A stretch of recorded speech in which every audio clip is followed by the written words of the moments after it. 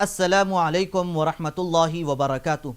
میں زبیر ہاشمی پروگرام فرمان الہی کے ذریعے آپ سبھی ناظرین کا دل کی گہرائیوں سے خیر مقدم کرتا ہوں۔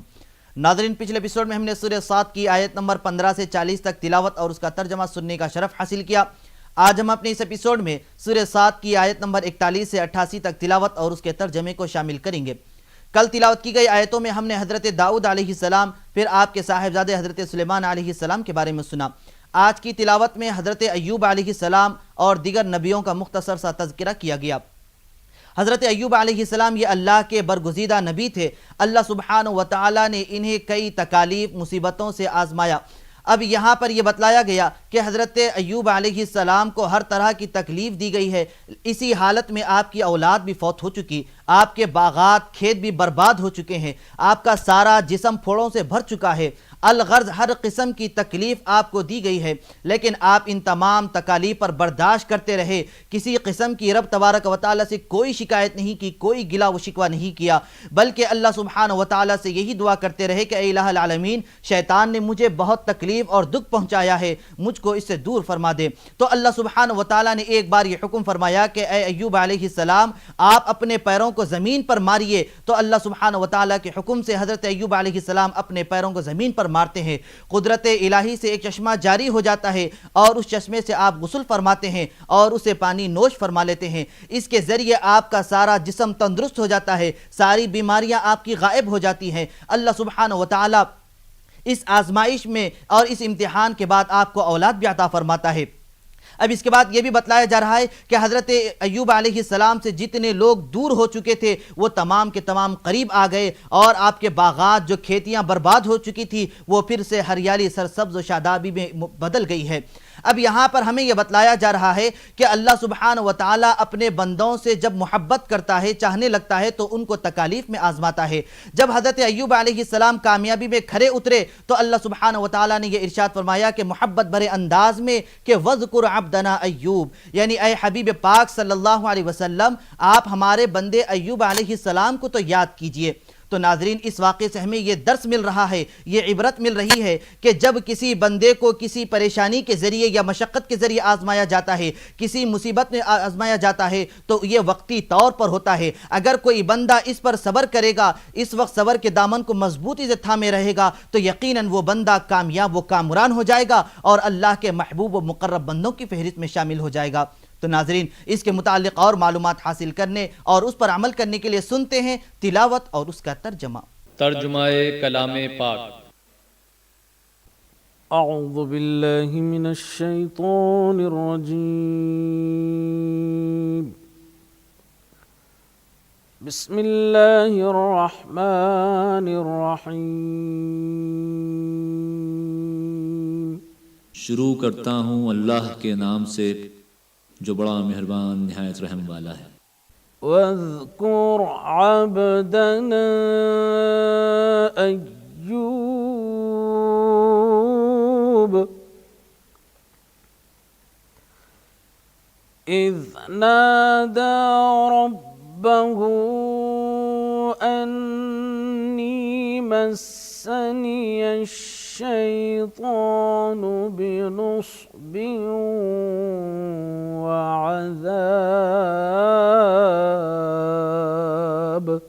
اور ہمارے بندے ایوب کو یاد کرو جب انہوں نے اپنے رب کو پکارا کہ بار الہ، شیطان نے مجھ کو ایذا اور تکلیف دے رکھی ہے۔ ارکض برجلک هذا مغتسل بارد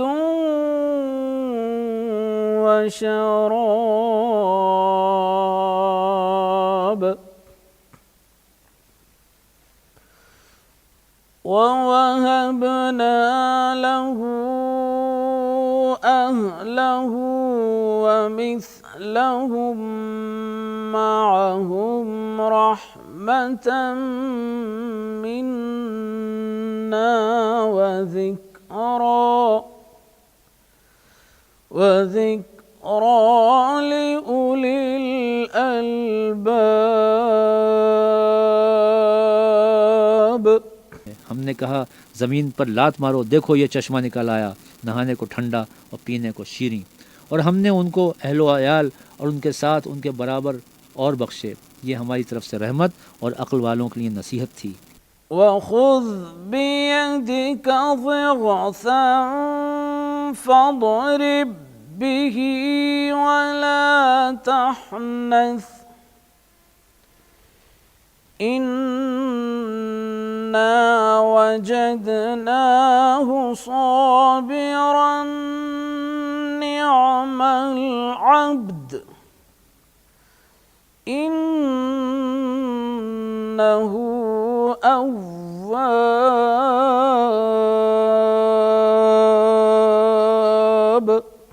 اور اپنے ہاتھ میں جھاڑو لو اور اس سے مارو اور قسم نہ توڑو. بے شک ہم نے ان کو ثابت قدم رکھا اور وہ بہت خوب بندے تھے. بے شک وہ رجوع کرنے والے تھے.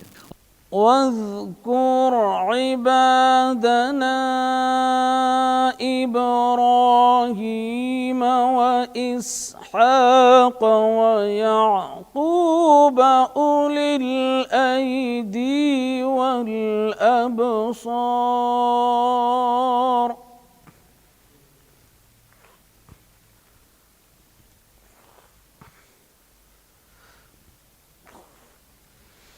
إنا أخلصناهم بخالصة ذكر الدار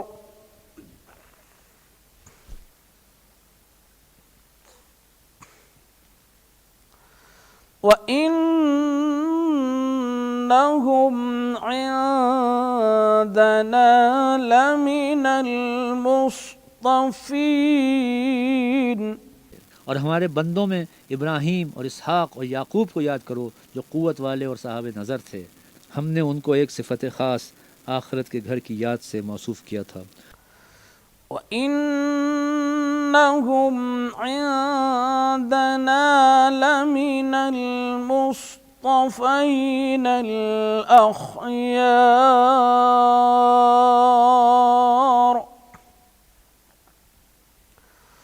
واذكر إسماعيل واليسع وذا الكفل وكل من الأخيار. اور وہ ہمارے نزدیک منتخب اور نیک لوگوں میں سے تھے. اور اسماعیل اور الیاس اور ذوالکفل کو یاد کرو وہ سب نیک لوگوں میں سے تھے. هذا ذكر وإن للمتقين لحسن مآب.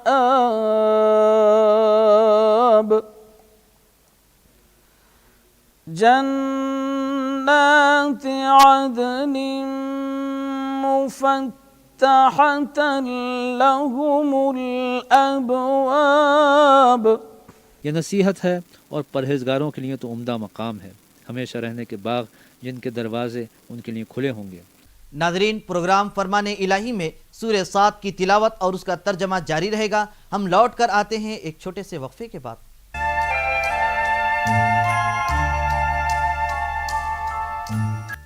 وقفے کے بعد آپ سبھی کا خیر مقدم ہے. ناظرین محترم، سورہ صاد کے اخیر میں اللہ سبحانہ وتعالی نے حضرت آدم علیہ السلام اور ابلیس کے بارے میں ذکر فرمایا ہے. حضرت آدم علیہ السلام کو جب اللہ سبحانہ وتعالی نے پیدا فرمایا تو تمام فرشتوں کو یہ حکم دیا گیا کہ سب کے سب سجدہ ریز ہو جائیں. تو تمام فرشتوں نے اللہ کے حکم پر عمل کرتے ہوئے سجدہ ریز ہو گئے، لیکن ابلیس نے سجدہ نہیں کیا. اس سے پوچھا گیا کہ تو سجدہ کیوں نہیں کیا؟ تو وہ کہنے لگا کہ اللہ تو نے تو مجھے آگ سے پیدا کیا اور حضرت آدم کو مٹی سے پیدا کیا. تو اب یہاں پر اس نے قیاس کیا تو وہ بھی غلط انداز میں قیاس کیا، کیونکہ آگ اوپر کی طرف جاتی ہے اور مٹی نیچے کی طرف آتی ہے. اب یہاں پر تو اللہ کا حکم تھا، بغیر کسی چوں چرا کرتے ہوئے اللہ کے حکم پر عمل کر لینا چاہیے تھا، لیکن اس نے ایسا نہیں کیا. تو اللہ سبحانہ وتعالی نے اس غلطی پر اسے جنت سے نکال دیا اور دھتکارتے ہوئے ملعون قرار دیتے ہوئے دنیا کی طرف لوٹا دیا. تو ناظرین، اس سارے واقعے کو بہتر انداز میں جاننے کے لیے سنتے ہیں سورہ صاد کی تلاوت اور اس کا ترجمہ.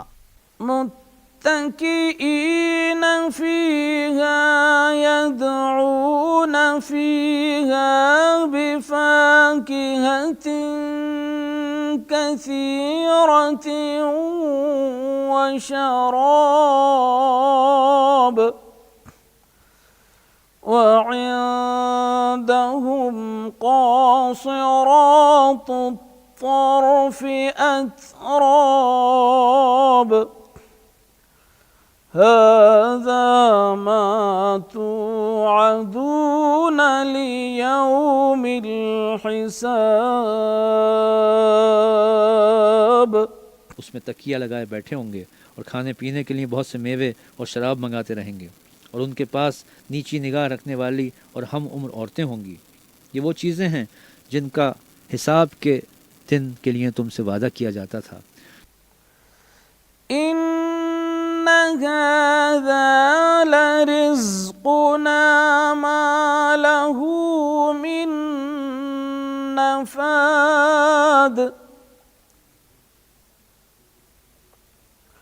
هذا وإن للطاغين لشر مآب جهنم يصلونها فبئس المهاد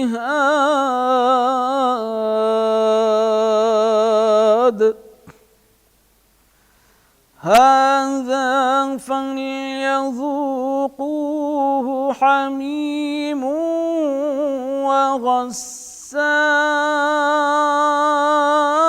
وغساق وآخر من شكله أزواج هذا فوج مقتحم معكم لا مرحبا بهم إنهم صالوا النار।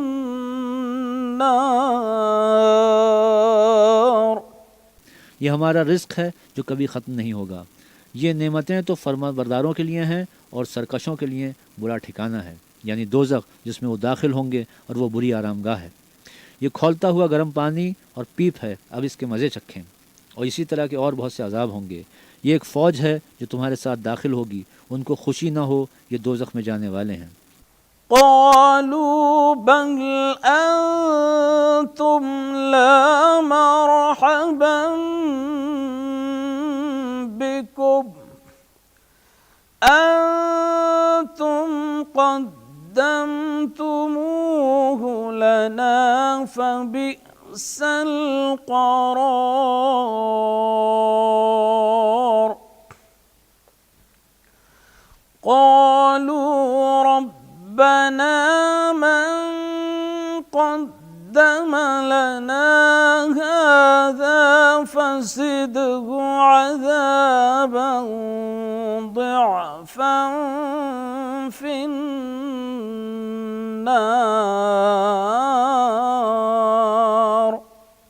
कहेंगे बल्कि तुम ही को खुशी ना हो, तुम ही तो ये बला हमारे सामने लाए हो, सो ये बुरा ठिकाना है। वो कहेंगे ऐ परवरदिगार, जो इसको हमारे सामने लाया है इसको दोज़ख में दूना अजाब दे।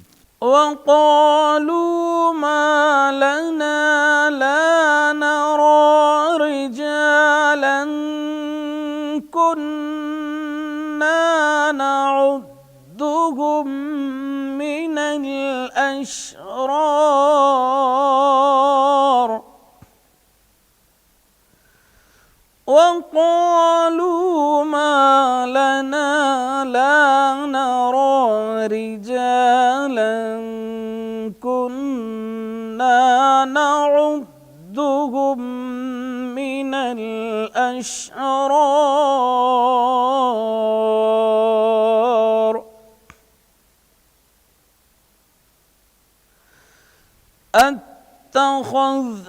أتخذناهم سخريا أم زاغت عنهم الأبصار إن ذلك لحق كنت خاصم أهل النار.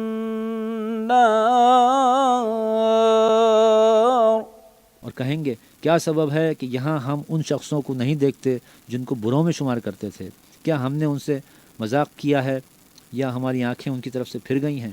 بے شک یہ اہل دوزخ کا جھگڑنا برحق ہے. تلاوت اور اس کا ترجمہ جاری رہے گا. ہم ملاقات کرتے ہیں ایک چھوٹے سے وقفے کے بعد.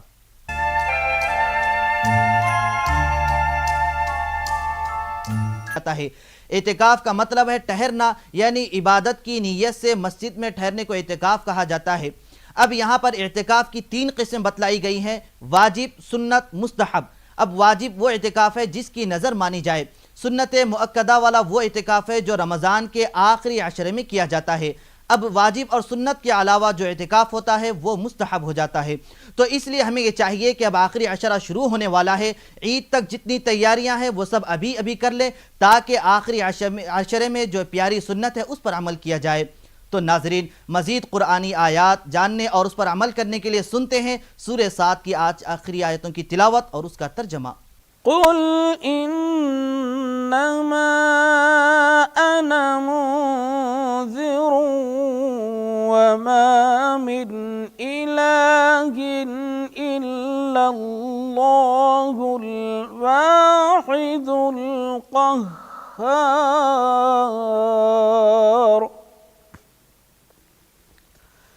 رب السماوات والأرض وما بينهما العزيز الغفار. کہہ دو کہ میں تو صرف ہدایت کرنے والا ہوں اور خدا یکتا اور غالب کے سوا کوئی معبود نہیں، جو آسمانوں اور زمین اور جو مخلوق ان میں ہے سب کا مالک ہے، غالب اور بخشنے والا. قل هو نبأ عظيم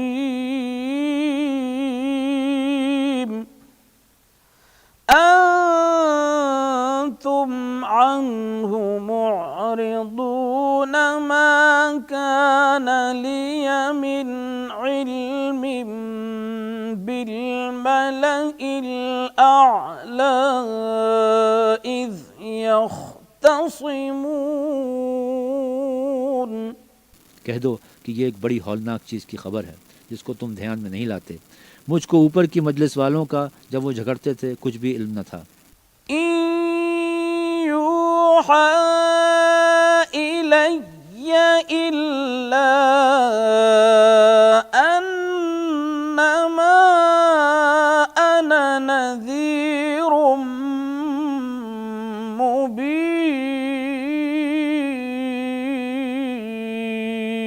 مبين. إذ قال ربك للملائكة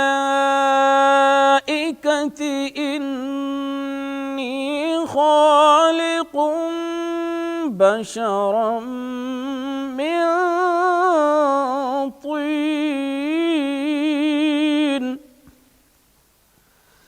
فإذا سويته ونفخت فيه من روحي فقعوا له ساجدين.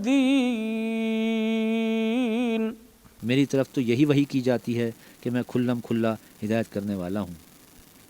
جب تمہارے پروردگار نے فرشتوں سے کہا کہ میں مٹی سے انسان بنانے والا ہوں، جب اس کو درست کر لوں اور اس میں اپنی روح پھونک دوں تو اس کے آگے سجدے میں گر پڑنا. فسجد الملائكة كلهم أجمعون إلا إبليس استكبر وكان من الكافرين.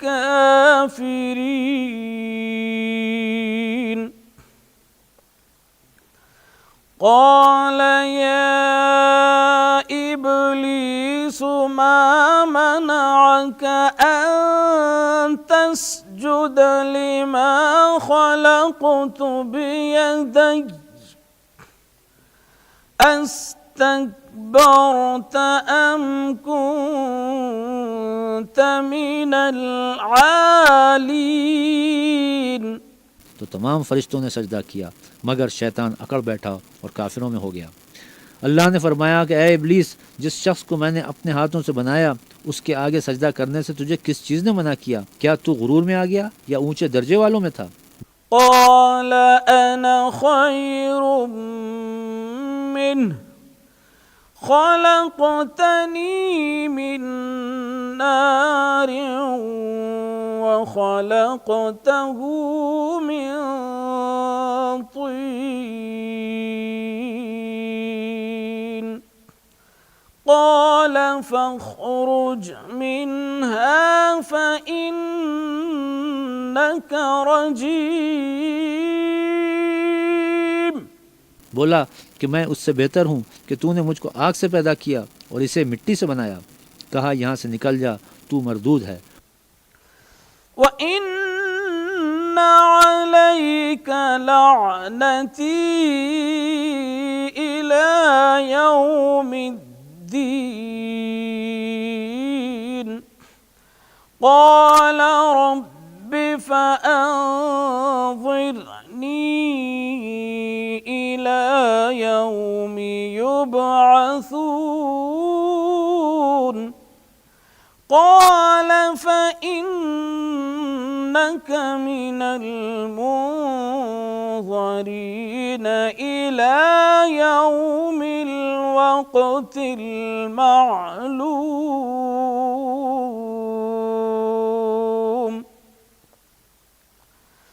قال فبعزتك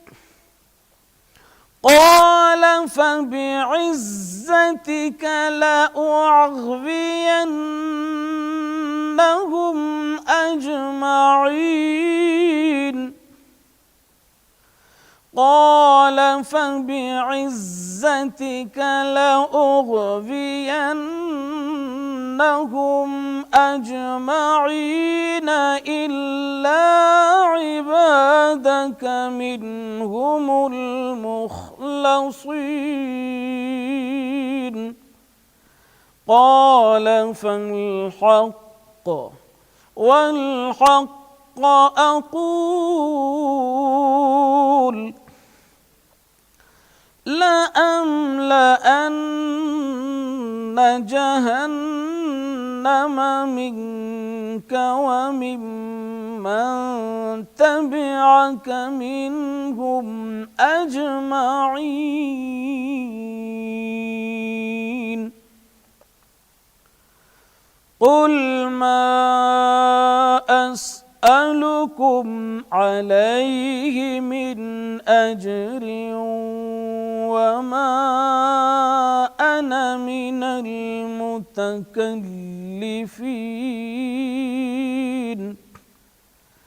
إن هو إلا ذكر للعالمين ولتعلمن نبأه بعد حين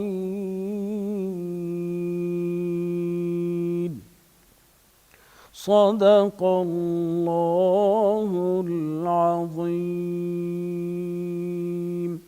और तुझ पर क़यामत के दिन तक मेरी लानत पड़ती रहेगी। कहने लगा कि मेरे परवरदिगार, मुझे उस रोज़ तक के लोग उठाए जाएं मोहलत दे। कहा तुझको मोहलत दी जाती है उस रोज़ तक जिसका वक्त मुकर्रर है। कहने लगा कि मुझे तेरी इज़्ज़त की कसम, मैं इन सब को बहकाता रहूँगा सिवाय उनके जो तेरे ख़ास बंदे हैं। कहा सच है और मैं भी सच कहता हूँ कि मैं तुझसे और जो उनमें से तेरी पैरवी करेंगे सबसे जहन्नुम को भर दूँगा। ऐ पैगंबर कह दो कि मैं तुमसे इसका सिला नहीं मांगता और ना मैं बनावट करने वालों में हूँ। ये कुरान तो अहले आलम के लिए नसीहत है और तुमको इसका हाल एक वक्त के बाद मालूम हो जाएगा। अल्लाह अज़्ज़ा वजल से दुआ है कि वह हम सबको कसरत से इबादत व रियादत करने की तौफीक नसीब फरमाए। इंशाअल्लाह कल हम दोबारा इसी वक्त सूरह ज़ुमर की तिलावत और उसके तर्जमे के साथ हाजिर खिदमत रहेंगे। तब तक के लिए आप हमें और हमारी पूरी टीम को इजाज़त दीजिए। खुदा हाफिज़।